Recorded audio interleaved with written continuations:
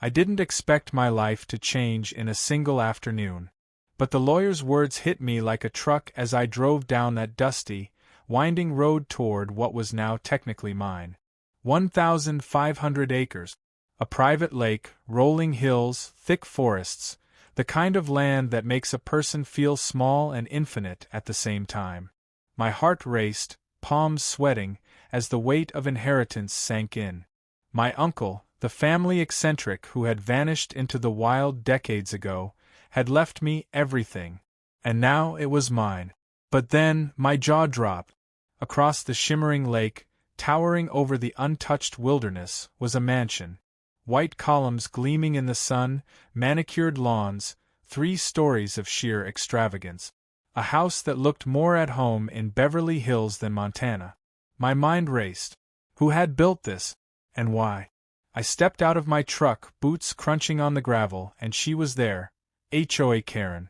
Late 50s, platinum blonde bob cut sharp as a blade, white linen pants, silk blouse, standing beside a black Mercedes SUV. Every inch of her screamed control and entitlement. Her smile was polished, perfect, but it didn't reach her eyes. She extended a manicured hand. "I'm Patricia Holloway," she said, voice smooth, precise, dripping with authority. "President of the Lakeshore Estates HOA. Welcome. Let's talk about your property." Talk about it? My stomach tightened.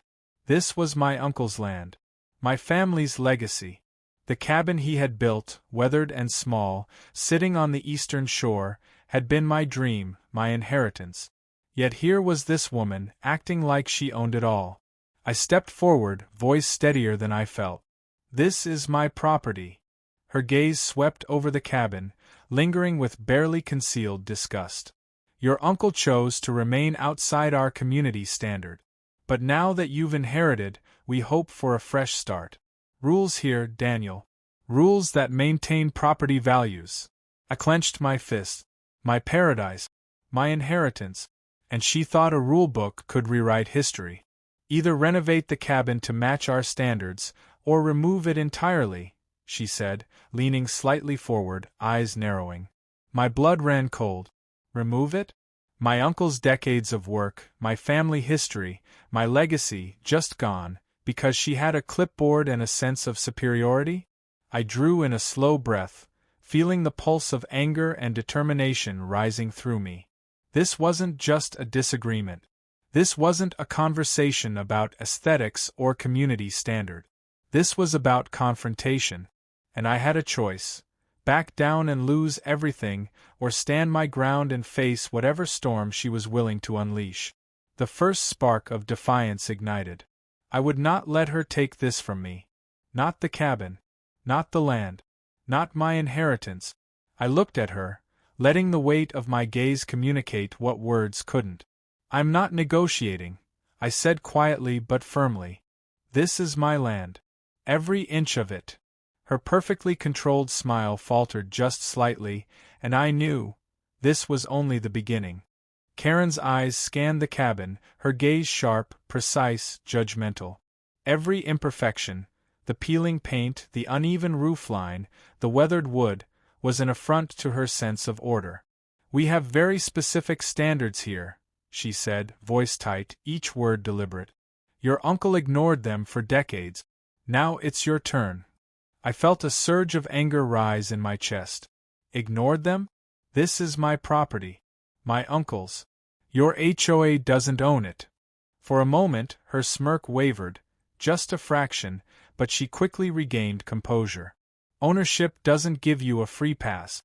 We maintain aesthetics and property values for the benefit of all residents. You'll comply, or..." Her threat hung in the air, calculated to intimidate. The air between us grew tense, heavy, as if the forest itself were holding its breath. I noticed the neighbors peeking from behind trees, fences, and curtains. Some whispered. Others held their phones, ready to capture the confrontation. They were spectators, waiting for the outcome, for me to back down, for Karen to assert dominance. I clenched my fists, feeling my heartbeat quicken. Every instinct told me not to flinch. Every fiber of my being screamed that this was mine. My inheritance. My family's legacy. And I wasn't about to let a self-appointed HOA queen take it from me. Karen straightened, leaning forward slightly, trying to assert control through presence alone. Planning to argue? She asked, voice dripping with condescension. The rules are clear. You can't just… I stepped closer, cutting her off, locking eyes with hers. The land is mine. Every inch of it. And that mansion? It's on my property. Her perfect posture faltered. A bead of sweat glimmered on her temple. For the first time, the HOA queen seemed unsure, unsteady. The audacity of my words seemed to shake her confidence. Then, in the distance, the low hum of engines broke the tension. Surveyor trucks rolled onto the property, kicking up dust as they came to a stop. Instruments gleamed in the sun, measuring equipment extended, laptops perched on tripods. I felt a surge of hope and adrenaline. This was the proof. The validation I had been waiting for. Karen's posture stiffened. She hadn't anticipated this. Surveyors meant evidence. Evidence meant undeniable truth. And the truth was my inheritance. The crowd of neighbors grew larger, curiosity turning into fascination. Some whispered, some gestured toward the survey stakes. The tension thickened, hanging in the air like storm clouds. Karen's hand gripped the folder of rules and fines with white-knuckled force. She had prepared for decades, or so she thought, but nothing had prepared her for this. The first line had been drawn. The confrontation had begun. Karen realized she couldn't intimidate me with words, rules, or bluster.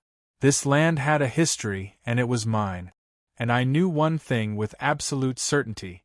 The next moments would define who truly controlled the lake, the land, and the legacy. Karen's composure crumbled further as the surveyors began their work. Each marker they placed, each line they drew, revealed the truth. Her mansion, her pool, her perfectly manicured lawns, half of it was on my property. Her confidence wavered, replaced by panic that flickered in her eyes. She adjusted her sunglasses, a small attempt to regain control, but it was clear. Her kingdom was built on land that wasn't hers.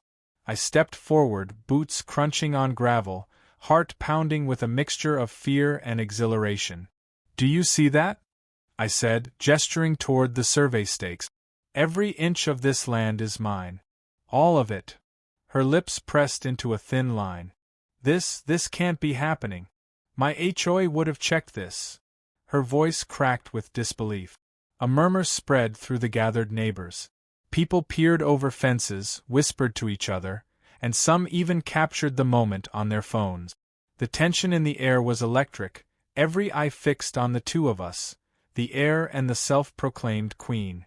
Karen took a step toward the survey markers, almost like she could claim them by sheer will. But the surveyors ignored her, methodically tracing lines, measuring distances, verifying property corners. With each measurement, the reality became undeniable.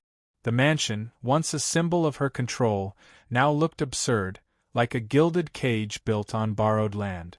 Her hands shook slightly as she clutched the folder of HOA rules, her perfect posture unraveling. She opened her mouth to speak, but no words came. I could feel the adrenaline coursing through me. Every inch of my inheritance had been defended, not by lawyers yet, not by courts, but by truth itself. The land didn't lie. The survey didn't lie. And Karen couldn't fabricate a reality where she owned what wasn't hers. Then she made a move that escalated everything. She strode toward the edge of the property, waving her hands, attempting to rally the neighbors to her side. "This isn't over," she shouted, voice straining, but the words felt hollow against the undeniable proof laid out before everyone. Some neighbors whispered in awe. Others exchanged glances, realizing they had been living in a fantasy, following a set of rules that had no legal foundation. The tension thickened, every second feeling like a heartbeat before a storm. I stepped closer, keeping my voice calm but firm. "You've built your fantasy, Karen. But the reality is this land is mine. Every structure, every tree, every shoreline. And now the world knows it." Her eyes darted around, searching for an escape, but there was none. The survey stakes were proof, the neighbors witnesses, and the hum of the survey trucks a reminder of the truth. In that instant I realized that the confrontation had shifted. Karen's power, her confidence, her entire sense of control, was evaporating before my eyes. The first crack had appeared in her perfect facade, and I knew it wouldn't stop here. The next moments would decide the fate of the lake, the mansion, and the legacy my uncle had left behind. The surveyors worked with relentless precision, placing stakes, measuring corners, and mapping out lines that revealed the full extent of Karen's trespass. The mansion she had built, the swimming pool she adored, even her immaculate garden, all of it encroached on my land. Karen's confident posture began to crumble, her perfectly maintained composure unraveling under the undeniable truth. She adjusted her sunglasses, trying to hide the panic in her eyes, but it was useless. Every survey marker, every line drawn, screamed reality. Her kingdom, her HOA-approved paradise, was sitting squarely on land she had no right to claim. I stepped forward, boots crunching on gravel, feeling a surge of vindication. "Do you see this?" I said, gesturing to the survey stakes. "All of this is mine. Every inch." Karen's voice trembled slightly. This isn't possible. My HOA, they would have checked." The defiance in her tone faltered as the surveyors moved closer, showing her the maps, the measurements, the proof. A hush fell over the small crowd of neighbors. Some whispered, some gasped, some simply stared, realizing for the first time that they had been living on land that didn't belong to the HOA at all. Karen's authority, once untouchable, was crumbling in front of everyone. She clutched her folder tighter, the papers crumpling slightly under her grip. I don't understand. How could this happen?" The head surveyor, a middle-aged man with a sunburned face and steel-rimmed glasses, pointed to the map and said, voice calm but firm, "The boundary lines confirm your property, sir. The HOA sits entirely on private land." Karen's lips parted in shock, her platinum blonde bob swaying as she staggered backward. For the first time, I saw fear in her eyes. Fear mixed with anger, humiliation, and disbelief. She had built her empire, her fantasy life, on stolen ground, and now it was collapsing before her. Some neighbors stepped forward cautiously, whispering to one another. A few recorded the scene on their phones. The air was electric, charged with the realization that the HOA's rulebook could not override the law, the maps, or the survey. Karen's hands trembled. Her perfectly manicured fingers, which had pointed and gestured with authority all afternoon, now fumbled helplessly with her folder. She tried to summon a comeback, a threat, anything to regain control, but the truth was an unmovable wall in front of her. I felt a mix of adrenaline and satisfaction. Every inch of my inheritance was being defended by something beyond emotion or force. It was defended by evidence, by fact, by unassailable reality. And just as I prepared to assert my final point, Karen made a sudden, desperate move toward the property line, as if planting herself there could somehow change the outcome. But the crowd's gaze fixed on her, silent but piercing. Every neighbor, every witness felt the tension spike. The next moment would decide everything. Would she retreat, or would the confrontation escalate into something even more explosive? Karen staggered back, her confidence completely eroded. The reality of the survey hit her like a hammer. The mansion, the pool, the garden she had meticulously curated, all of it was on my property. Her perfectly styled platinum blonde bob was slightly askew, a subtle signal of the panic brewing beneath the surface. "You can't just," she stammered, voice trembling, faltering between outrage and disbelief. This isn't fair." I stepped closer, boots crunching on the gravel, feeling the surge of adrenaline that comes when the truth is on your side. "Fair?" I asked, voice calm but firm. "This land is mine. Every inch. You built your fantasy here without permission. Now the facts are clear." Her hands, once steady and commanding, shook slightly as she clutched her folder of HOA rules and fines. The papers crumpled in her grip. Her facade of authority, polished and perfect for decades, was unraveling right before the neighbors' eyes. The gathered crowd murmured, a mix of whispers and gasps. Neighbors who had once admired her control, her precision, were now stunned. Some exchanged knowing glances. Some pointed at the survey stakes, the visual proof of what had been obvious all along. Karen had built her empire on borrowed ground, and the reality was undeniable. Then came the most audacious, reckless move. Karen strode toward the property line, arms flailing, as if sheer defiance could reverse reality. "I will not," she shouted, but her words faltered, swallowed by the quiet hum of survey equipment and the tension of dozens of witnesses. I could feel the collective energy of the crowd shift. People leaned forward, some clutching their phones, others covering their mouth. The air vibrated with anticipation. Something monumental was happening here, something irreversible. I kept my voice low but steady, letting every word carry weight. "Karen, you built your dream on my inheritance. You followed your rules, your bylaws, your HOA commandments, but none of that changes the law. None of that changes who owns this land." Her eyes darted frantically, searching for an escape, a loophole, a miracle. But there was nothing. No legal maneuver, no intimidation, no smirk could undo the survey stakes now marking her trespass. A bead of sweat glimmered on her temple as she realized the extent of her failure. Her empire was crumbling. The neighbors, once passive, now watched with rapt attention. Some whispered encouragement. Others looked skeptical, unsure whose side to take. But everyone could see it. Karen's control was gone, and mine was solidifying. And then the most important moment arrived. I stepped toward the mansion, voice firm and resolute, each word echoing across the lakefront. "This is my property. This land, these trees, this shoreline, they belong to me. The HOA, your rules, your fantasy, they end here." Karen's jaw dropped.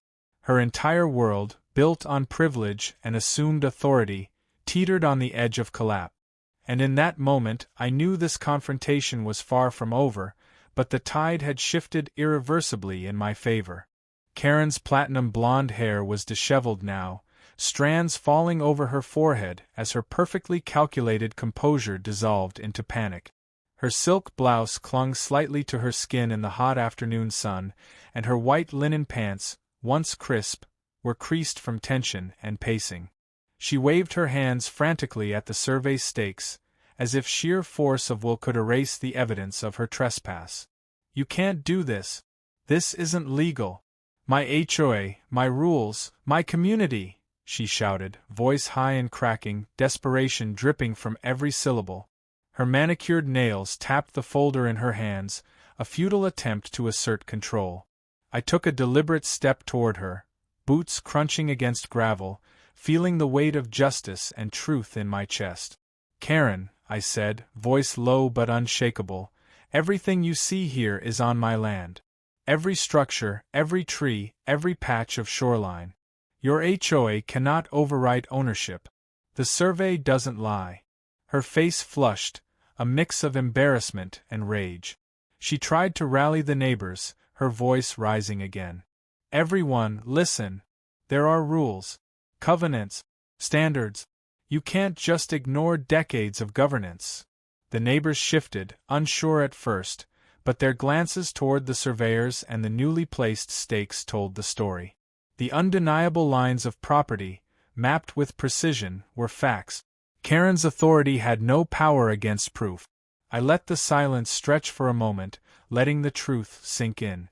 "You built a fantasy," I continued, voice calm but sharp, "on land that doesn't belong to you.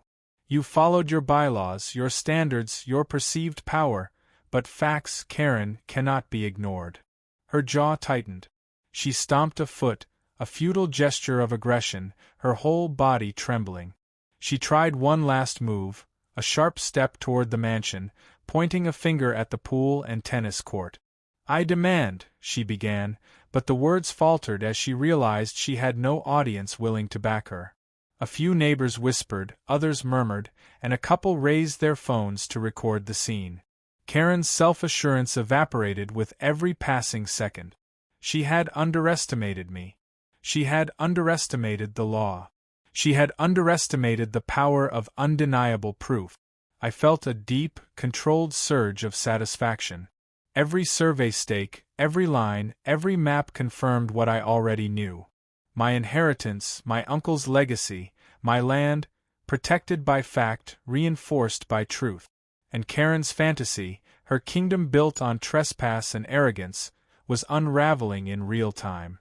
Then, the head surveyor, voice calm but authoritative, announced the final verdict. All measurements confirm the property boundaries. This entire area falls under the legal ownership of Mr. Harper. The HOA structures are encroaching. Karen froze, her hands dropping the folder. Her perfectly manicured fingers trembled. She blinked rapidly, lips parted, eyes wide with disbelief. The world she had meticulously constructed, the power she had wielded for decades, was gone. I stepped back, taking in the scene, the crowd, the surveyors, and Karen's crumbling facade. The tension hung in the air like a storm about to break. And in that charged moment, I knew. This confrontation was nearly over, but the final blow, the ultimate resolution, was about to come. Karen stood frozen, the folder of HOA rules dangling from her trembling fingers. Her platinum blonde bob, once sharp and precise, now looked like a storm had passed through it. Her silk blouse clung to her, her white linen pants creased from frantic pacing and tension. Every carefully constructed piece of authority she had wielded evaporated in front of everyone. The neighbors' whispers grew louder, a mix of disbelief, amusement, and awe. Some had been loyal to Karen, had followed her rules and standards for years, but now the reality was undeniable. The survey stakes, the precise lines, the maps all told the same story. The mansion, the pool, the tennis court, everything she had built, was trespassing. Her fantasy had no foundation. I took a measured step forward, letting the weight of my presence and words land in the silent air. "Karen, it's over," I said, voice calm, firm, carrying across the property. "This land, these structures, this shoreline, they are mine. Every inch. The HOA cannot override property law. The survey doesn't lie. And neither do the facts."